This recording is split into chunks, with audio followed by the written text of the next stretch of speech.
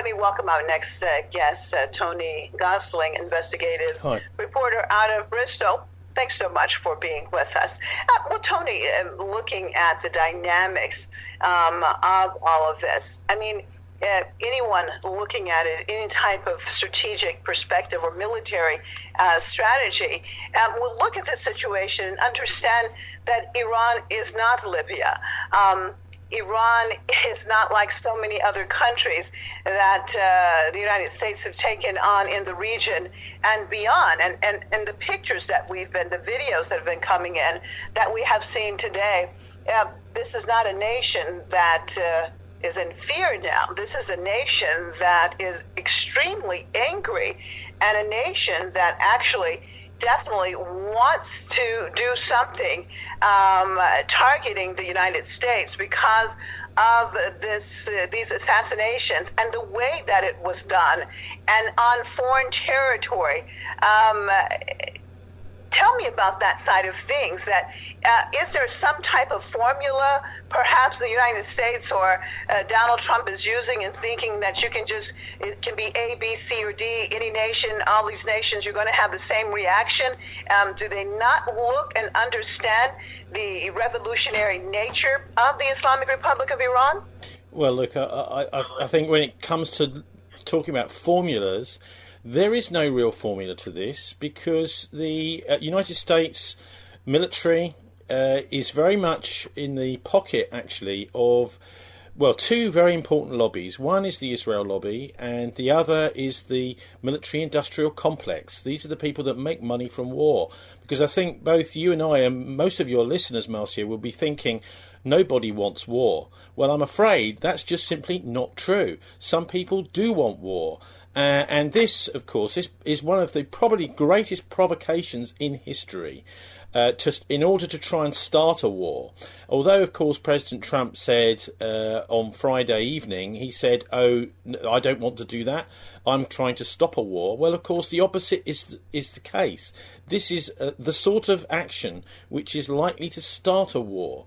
And there are people that want this sort of thing to happen, unfortunately. They don't get any scrutiny, really, in the Western press. We've seen a very lily-livered response from Dominic Raab, the British Foreign Secretary, and from Boris Johnson, the British Prime Minister. They are sort of almost too embarrassed to call out the American President Donald Trump and the American military for what is an incredibly reckless action. I would compare it actually to the June 1914 assassination of Archduke Franz Ferdinand in Sarajevo, which precipitated the First World War.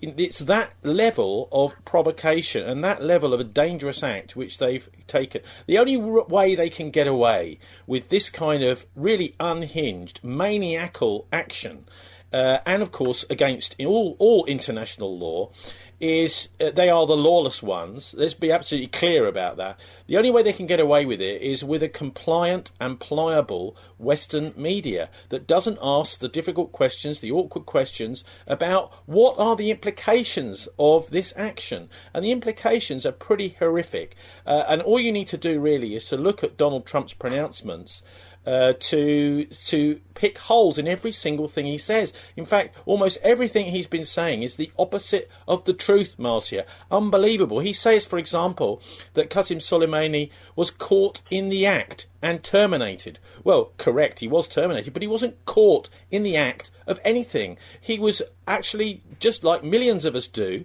departing from an international airport in a vehicle. And he wasn't in the act of anything. He was talking to, and I would imagine consulting with, the senior military in Iraq. And all this has done is it's now, I think, sent a very clear message right across the Middle East what the American presence in the Middle East really means. And that is an occupying force, first of all. Secondly, an invasion force, which is no longer wanted. We've just had the Iraqi parliament make that absolutely clear. They want the US troops out of Iraq. And so this is the sort of provocation that you would expect from a an administration which has really just run out of ideas. All it seems to know how to do is to use its little gadgets, its technology, its drones. In a way, what this is a sort of the modern manifestation of what in the 1960s and 70s we called the space race. You know, the idea of a rocket to the moon really means that the US has now got its satellites up, it's trying to dominate space, so it's watching people as they move around, and when it decides it wants to kill someone, it's now saying, well, actually, look, it's sending out a very clear message. We can assassinate and kill almost anybody we want to on the planet. And that, I'm afraid, is not a message which is going to give any respect for the US around the world. It's a diplomatic disaster for the United States, I think. Indeed, that's what is being said from around the world. As you're looking at images, earlier images that you could see out of Mashhad, the holy city of Mashhad here in Iran, where the bodies of these martyrs have been proceeding and went to the shrine of Imam Reza. And, of course, now they're going to be flown to Tehran. They all started in Iraq, in Qasem, right outside of Baghdad. And after Qasem, went to Karbala. After Karbala, Najaf. After Najaf, then to Ahwaz, Iran. Now in Mashhad, being flown to Tehran. And tomorrow, a major ceremony to be held in Tehran, a funeral procession and also a prayer, the funeral prayer that will be led by the leader of the revolution, Ayatollah Sayyid Ali Khamenei. We've been talking, of course, about the assassination of Lieutenant General Qasem Soleimani, also Deputy Lieutenant Abdul Mahdi Mohandes. I want to mention the name of the other 4 individuals who were martyred in that attack: Hadi Tahrami, Vahid Zamanian, Shahrud Mozaffarania, and Hossein Jafarzanieh. I want to, of course, mention these individuals, all these individuals who were with Lieutenant General Qasem Soleimani. One of them, the General Hossein Jafarzanieh, actually had been with Lieutenant General Soleimani for decades and was always by his side. All these individuals who sacrificed their lives in trying to keep not only Iran safe, but the region safe from terrorism, from the terrorists, and they had been victorious over Daesh, and they definitely stopped the plans of Daesh and their supporters from being able to take over various states, and ultimately they wanted to totally destabilize the region. So that's why they're being commemorated, they are revered, they are respected, well loved, and that is why everyone is demanding, actually, that the United States pay for this crime. Well, when I look at, I want to take a look at social media, and there's Abayomi looking at Colin Kaepernick. Actually, he had a tweet. He says America has always sanctioned and besieged black and brown bodies, both at home and abroad. American militarism is a weapon wielded by American imperialism to enforce its policing and plundering of the non-white world. Your take on that tweet? It's a very poignant statement. It is accurate. It sums up in a few words the history of U.S. imperialism, its utilization of state-sponsored terrorism, the militarization of politics, both inside the United States as well as internationally. And someone like Colin Kaepernick, who has experienced racism himself, who was actually forced out of the National Football League because he dared to take a knee in solidarity with those families who have lost loved ones to police terrorism. So yes, I think his statement is a reflection of how people in the United States, progressive-minded people, peace-loving people actually feel about the actions and the political trajectory of the United States at this point. And Tony, with that being said, There have been many that said that this is a turning point, that by the time this finishes, the United States has started what will lead to its removal of its military bases and troops in the region. I want you to talk about that side of things. Well, of course, there's a lot of pressure for that now. There's actually pressure internally within the United States from the Trump administration itself. There's a lot of people close to Donald Trump that are aligned with his policy of removing US troops from the Middle East, particularly from Syria and Iraq. So there is some pressure from within the US to do that. I would suggest that this act, perpetrated really by the military, I wouldn't say this is an initiative of the White House. It's something that Trump, I think, has been strong-armed into going along with. It's something that the military have wanted for a long time. But of course, the most important impetus for that is going to be from right across the Middle East. Look, America is 6,000 miles away. What are these troops doing there? Of course, it's quite a different matter for Iranian troops or Iranian soldiers to be in Iraq because it's only about 600-700 miles from the Iraqi capital. 6,000 miles is a lot further away, and there's a lot of people around the world scratching their heads and wondering, what are these people doing there? Of course, the answer really is partly to do with oil, but it's also partly to back up the Israeli attempts to dominate the Middle East. So look, we've had from denials from the United States, haven't we, saying, oh, we don't want to start a war, although of course their act, it does appear to be a deliberate attempt to provoke possibly even a world war. That's how serious this action is. But the Israelis have not hidden their wish to have a war with Iran at all. In fact, the most recent, I think it was from the new Defence Minister Naftali Bennett, he was actually relishing the prospect of having a fight with the Iranians. So one must wonder to what extent the Israelis are trying to use their lobby groups and pressure groups in the United States to get the US to come along with their, the 1980s Yinon plan to balkanise the Middle East, to disrupt it as much as possible, to enable the Israeli state to then expand. Now, that is a quite well-known plan, certainly around in the Middle East, but it never gets discussed anywhere on the Western media. One other thing, though, I would say, Marzieh, is the Israelis are famous for their false flag attacks. Now, there's even a motto for their secret service which says, "By deception shalt thou do war." And one thing that this provocation by the United States has done is it's opened a window of opportunity, a horrific and horrendous one, and that is of some kind of false flag attack, which could then be blamed on Iran, actually carried out by the Israelis or their allies. And that, I think, is something that we all need to be very much aware of. If there is any kind of response, we need to be absolutely clear who that response really is by, because the Israelis are not beyond actually attacking their own people and attacking Americans potentially in order to try and spark this conflict. That's how much the senior people in the Likud party actually do want to have a conflict. And they are aligned, of course, with the people, Marzieh, sorry to say, that make money out of these massive wars. We're talking about now the Western arms industry and the arms companies who are completely out of control. They have no real control by the government, and they dominate foreign policy nowadays.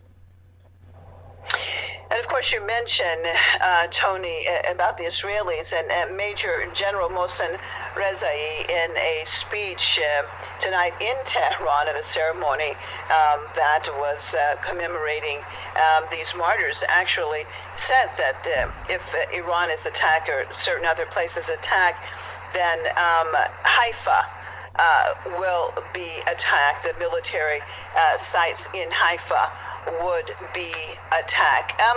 Your take on that statement? In fact, endangering the existence of U.S. as well as Israeli presence throughout the entire region.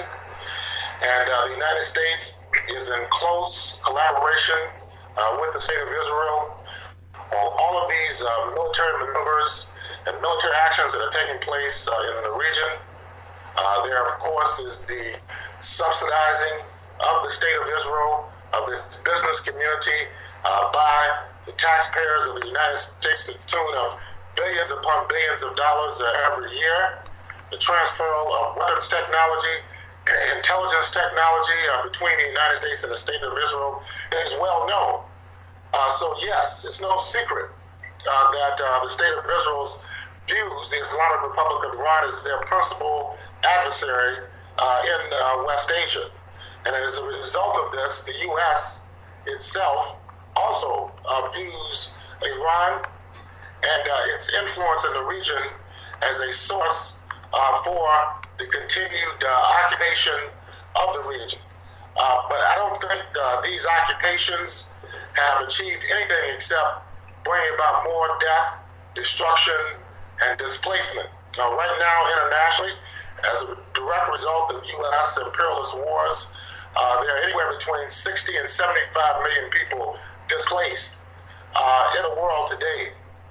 The worst level of refugee crises and displacement since the conclusion of World War II. So they have wreaked havoc in Afghanistan, in Iraq, in Syria, in Yemen, in Libya. So their whole project is doing nothing except bring about massive casualties, premature deaths, and a displacement of people from their homes. And this has even created political crises in Western Europe, large influx of refugees and migrants to Europe and also here in the United States. Well, Tony, how do you assess this? There are many that says that, there's so many signs coming out of the actions of the U.S., not just these actions, but other recent actions, that's a sign of an empire in free fall. And we saw a few different actions that just took place that some analysts say that the United States saw how its influence is waning, if not totally cut off now, in the region.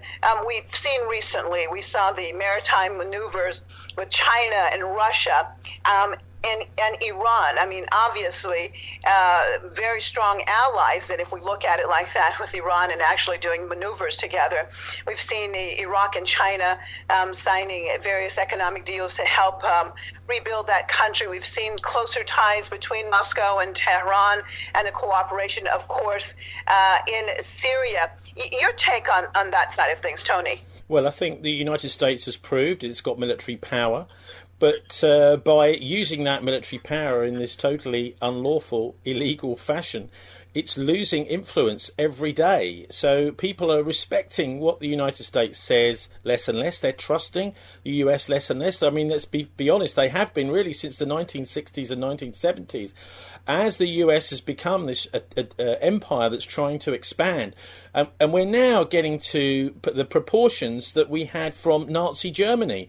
These kinds of actions, literally arrogant regime change attempts to move into a country and totally take over the government, assassinate leaders like Gaddafi was assassinated, and then destabilise the country in order for them to bring their troops in. I mean, to a large extent, many of these countries, of course, it's oil resources that the United States wants to take over.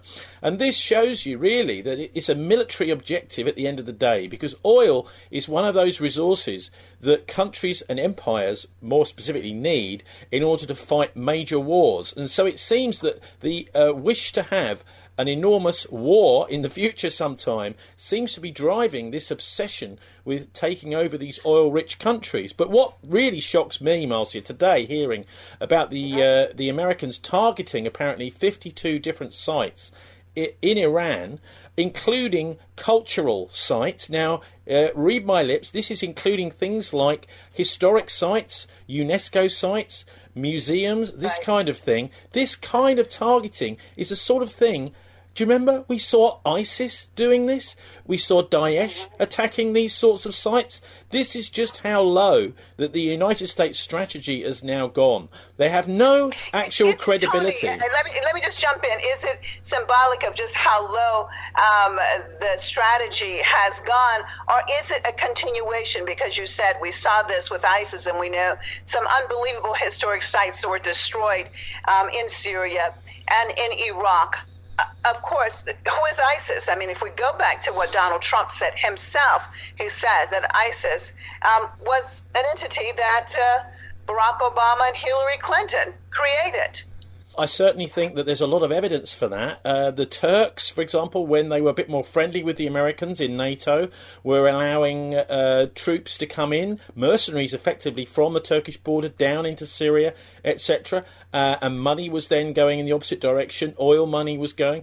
I mean, there's definitely very close links. We've had Scott Bennett as well, the former psychological warfare officer in the States, who exposed the links between the Swiss bank UBS and other banks and the funding through these banks of Daesh, ISIS. So this is basically a proxy army which was set up.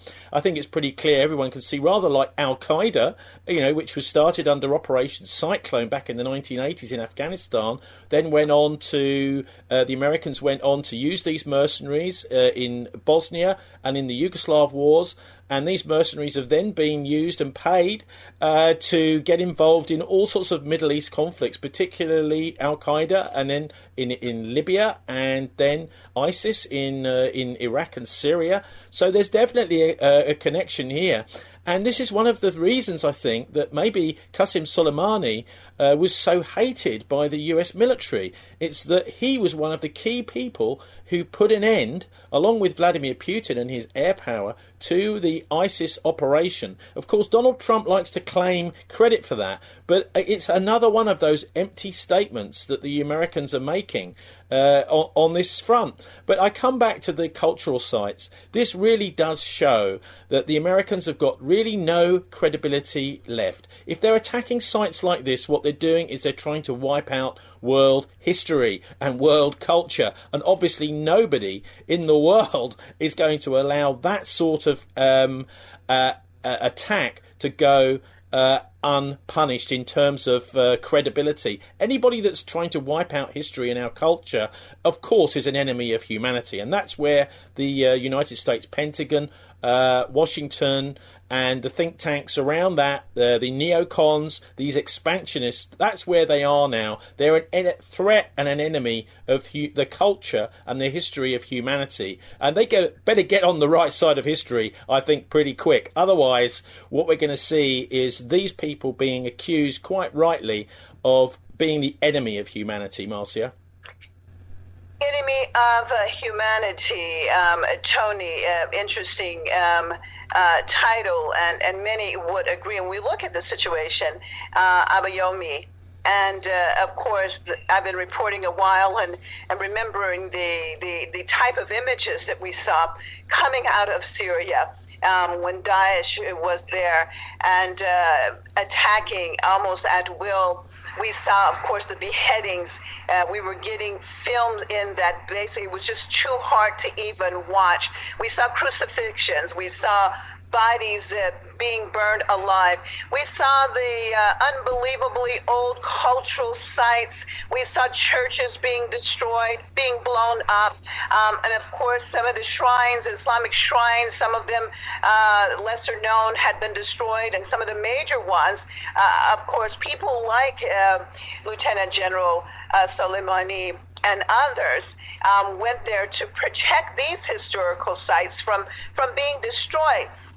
Again, the same people who have been targeted by the American regime. So when we look at all of this, and I'm really looking at it, one from an American perspective, I am American, and trying to understand other Americans, the American people right now, can they not understand that the individuals who have been killed were the ones who actually defeated these head-cutting, liver-eating terrorists that actually is for all of humanity? It's not a matter of just helping the Syrians or the Iraqis or the Iranians, but helping all of humanity, as we saw Daesh actually involved in attacks in Europe and other places.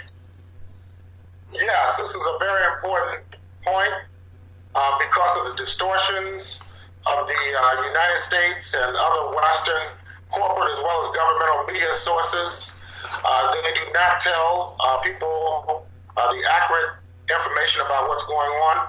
Even in Western Europe and the United States, many people are confused by what they see on television, through the so-called news channels, what they read in their newspapers, because some of the same interests who control the media in the United States are the same people who have close ties with the defense industry that produces all the arms, that supplies the military and the intelligence forces to carry out these operations around the world, to carry out operations inside the United States against oppressed communities, where the Pentagon transfers highly sophisticated military weapons to local police agencies.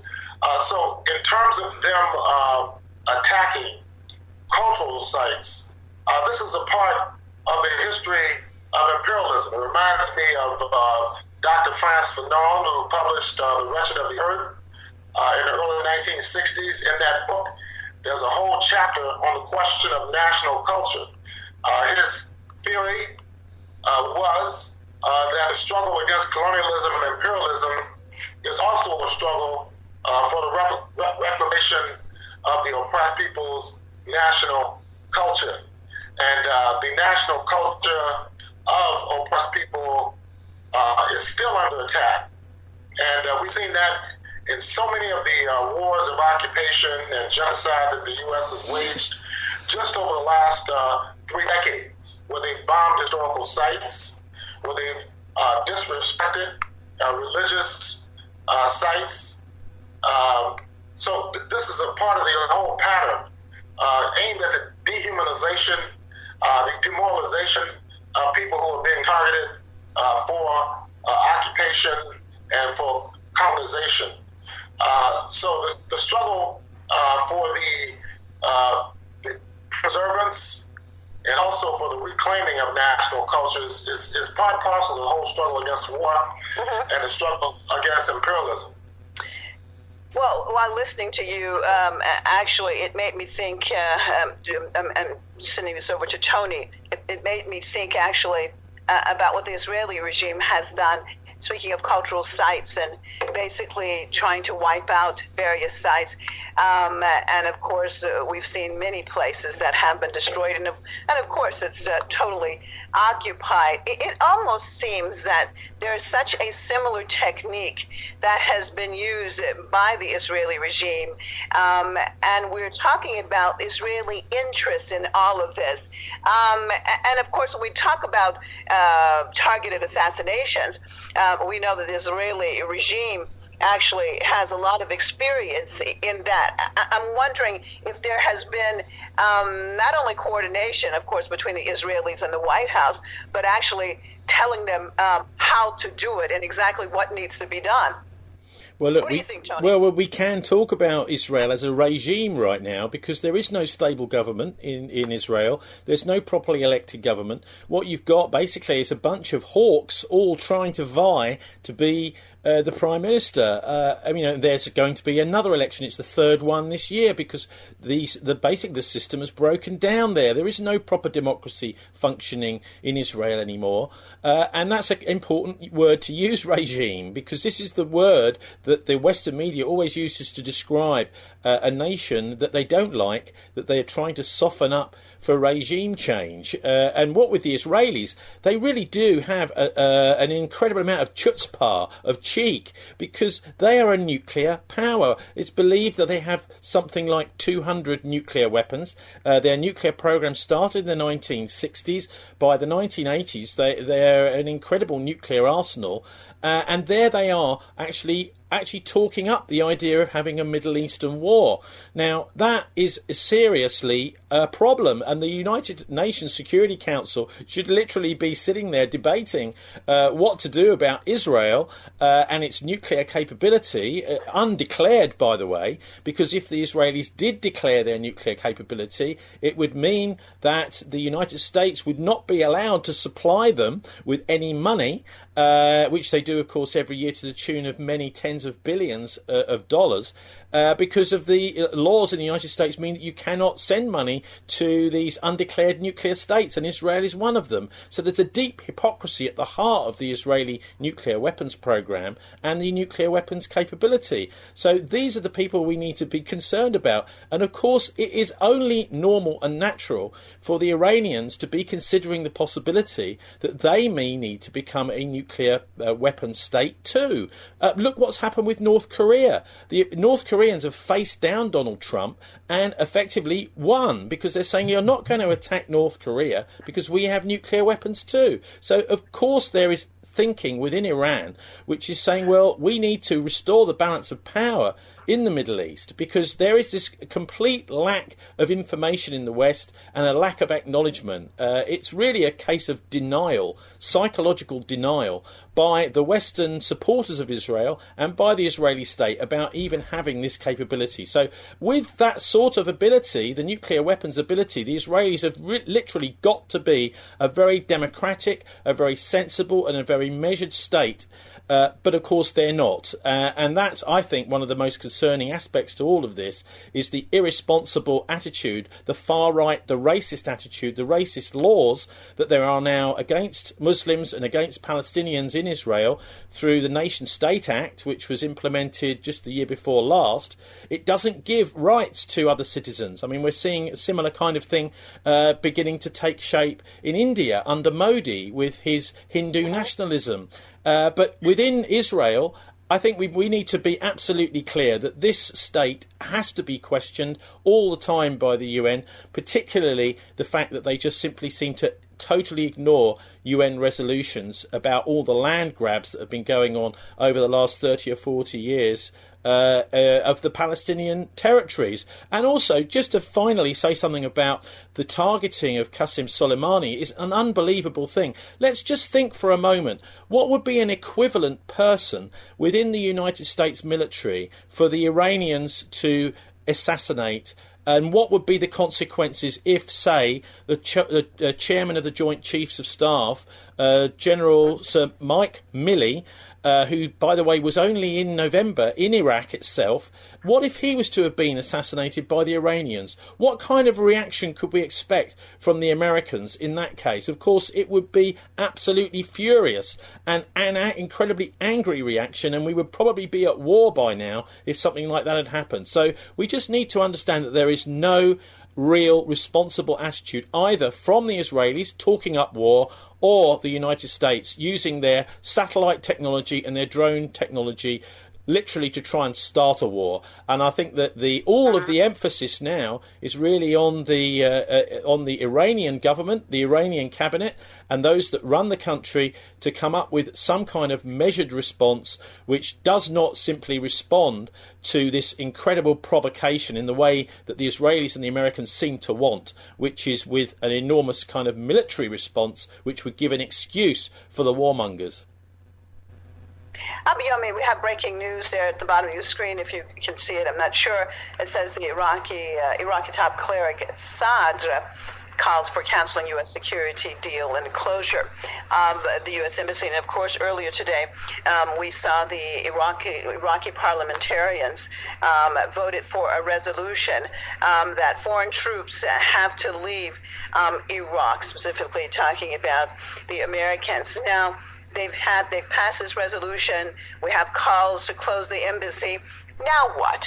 If the Iraqi government says, okay, USA, you need to pack up and leave these bases, we're reclaiming our country, what type of reaction you think that they would see? Well, I don't think the United States is going to leave right now unless they're forced out of Iraq. This is an appropriate measure on the part of the Iraqi government to ask the United States troops to withdraw, which they had no business there anyway from the beginning, and also the closure of the U.S. Embassy. I mean, this is clearly a violation of the national sovereignty of Iraq. How can you go into someone else's territory, carry out targeted assassinations, bombings, openly admit that you committed these crimes, and then refuse to heed the requests by the host government to leave. So this is only going to magnify tensions and military conflict in Iraq even more. We're looking at 17 years of continuous war waged by the United States against the people of Iraq. So this is going to continue, and this is all a direct result of the failed policies of successive U.S. administrations. This didn't start with Trump. We can go all the way back to George Bush Sr., who carried out the war in 1991. We could look at George Bush Jr., who occupied the country in 2003. We had the Obama administration, which maintained troops in Iraq, even though they said on numerous occasions they were pulling out, that they had pulled out, which was a false statement that was made. And now we have President Donald J. Trump, who maintains troops in Iraq, maintains troops in Syria and Afghanistan. And even though when he ran for office, he claims he was going to withdraw from these theaters of war that have been waged by the United States. Just a few weeks ago, he said he was going to withdraw troops from Syria. He said the same thing last year. And then he turns right around a few weeks later to deploy additional troops. The same situation with Iraq. He said he should pull out. The United States has no strategic interest anywhere in that region. Yet, we just heard over the last few days that thousands upon thousands of more U.S. troops are going to be entering Iraq, even though the Iraqi government has clearly stated that they do not want U.S. military forces occupying their country. So they've set up a situation for the expansion of this war throughout the region. Well, Tony, now the Iraqi government has protested. They have actually filed a complaint with the United Nations and also with the Security Council, talking about a breach of its sovereignty and, of course, these assassinations as terrorist acts taking place in their country. Possible reactions. What do you think is going to happen on that side of things? Well, I'm a little bit more positive than our other guest. I think that there's now going to be an enormous amount of pressure on the United States to pull out of Iraq, particularly if there is no specific, in that part of the world, response by Iran. That really the credibility of these troops can just be allowed to melt away as the world sees what they're doing there. They're not there for any kind of security. They're there just simply to project American power and to attempt regime change. We heard just a few days ago 3,500 more troops apparently are going to be sent to Iraq. Now, this obviously it's an important from the American point of view to do this, but I don't think that there's really any justification to keep these troops there anymore. And specifically, I'd like to see pressure from the UN, pressure from around the world to instruct the Americans to leave the area. Obviously, the conflict is likely to escalate between Iraq and the United States. The Iraqi government is not entirely powerless. It can use diplomatic pressure, but it can start to give approval to popular uprisings against US troops. Okay, so it would set ordinary people and militias against an occupying force, but then I wonder how long the Americans could stay there if this was to carry on. I mean, we've seen in some countries, for example in Lebanon, enormous attacks on US bases in the past, which have led the Americans to be forced to withdraw as hundreds of US troops potentially could be targeted. So it's not, I don't think, a credible idea to think that the Americans can stay here, much as they'd love to now, unless, of course, the Americans can come up with another kind of excuse to do so. But I'd also like to point to the track record of the US in Syria and Iraq, because we've seen 2 attacks over the last 5 years, chemical weapons attacks, both of which have been blamed on Syria and on President Assad. And yet the actual results have been through Carla Del Ponte and through the United Nations, etc. And we've just seen a report just before Christmas about the more recent Douma chemical weapons attack at Ghouta, the other one before that. Both of those attacks were attempts to fabricate a chemical weapons attack. So in other words, it was sponsors of, or people sponsored by the British military, the White Helmets and others who were actually trying to create a chemical weapons attack in order to, as a false flag, to blame it on Assad of Syria. Now that, it makes it absolutely clear their game plan.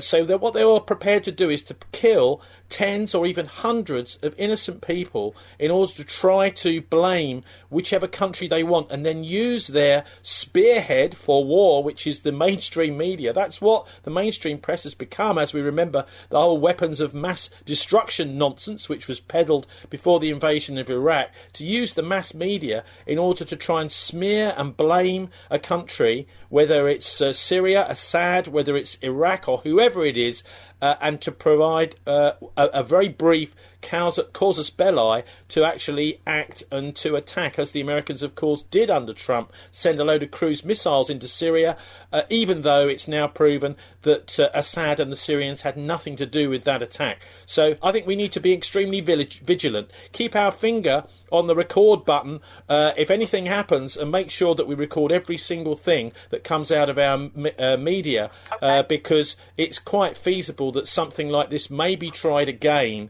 having seen it, the track record with these chemical weapons attacks, which were blamed on others, which were perpetrated by the West. So that's their track record. I think we need to just be aware that may happen, that sort of thing. Well let me get Abayomi in final question. I mean, you just heard what Tony was saying, and basically make sure we keep our fingers on the record button. But as he talked about the chemical attack, and we know at the end of the day that an international organization, OPCW, actually still they, because of wiki whistleblowers, now we know that basically some of the inspectors knew that and had reported that there was no proof of Syrian government involvement in those chlorine attacks, even if there were chlorine attacks that took place from the air. So my question is that so we have the Security Council, we have China, we have Russia, we have France, we have the UK, we have the U.S., of course, there. And so if Iraq is complaining to the United Nations, the Security Council, what can they expect, though, realistically, from these entities? Well, these issues should be raised before the United Nations Security Council, and it'll be very interesting to see what the positions of Britain, France, Germany, and Canada will be in regard to this whole situation. Of course, let me just say, the Germans actually today came out with a statement basically supporting that and condemning Soleimani for what they said, what he was involved in. So perhaps that's a hint of what's coming from these Western countries. Yes. But go ahead. Yes, and I think the China and Russia and other entities internationally, even outside the UN Security Council, should continue to voice their criticisms and condemnations about this latest episode of U.S. provocation.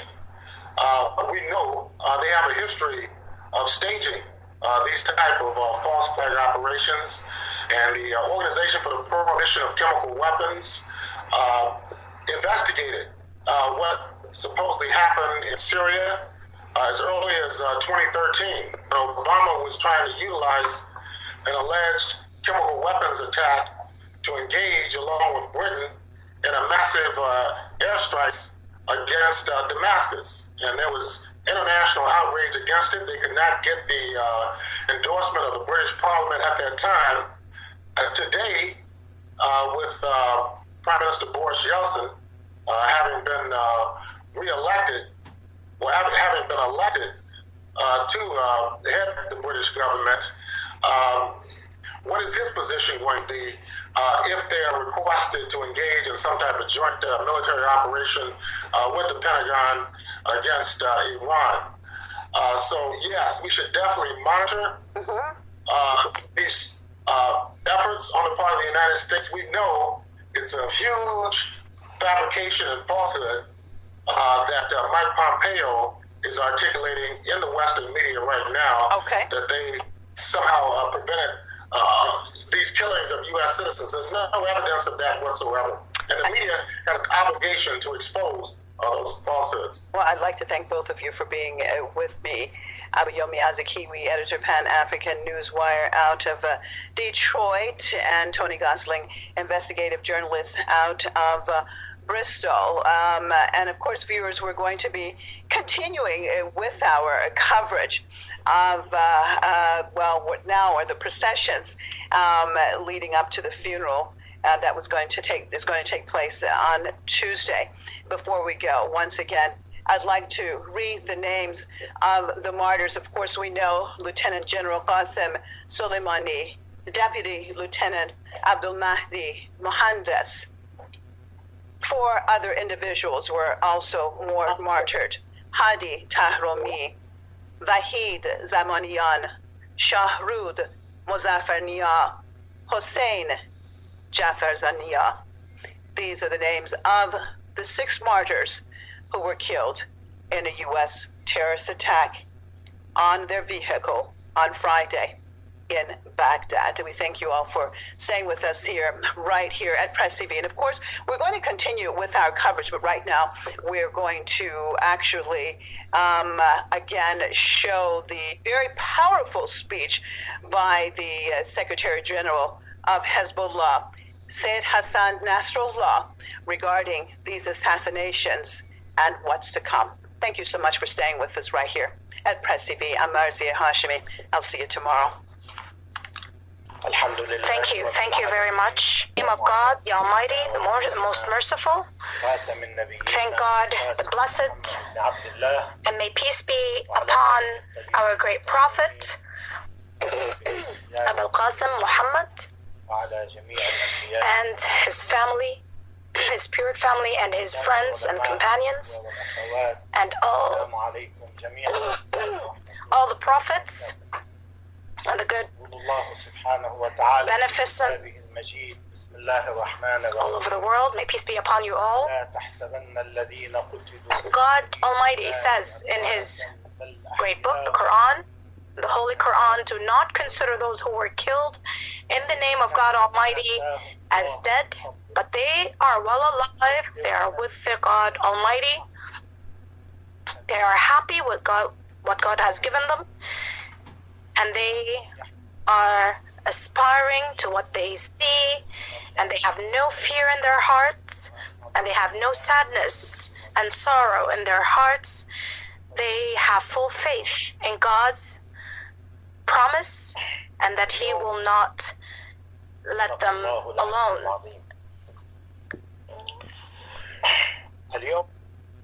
Today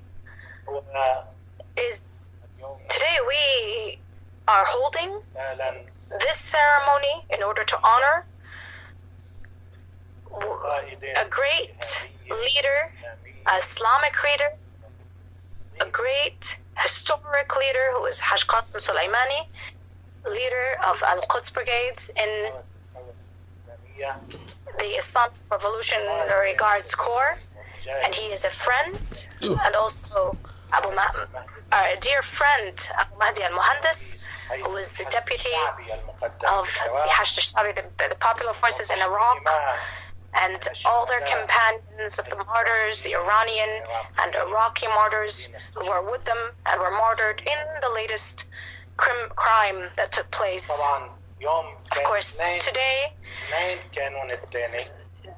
the second day of January. Thank you so much, sir. Thank you. The night of Friday, or in the Friday Eve, if we take a look at it as December 2nd, 2020, is a history, is a date which is a transition in the region. This is the beginning of a new age, a new history, a new era, not only for Iran and Iraq, but the entire region.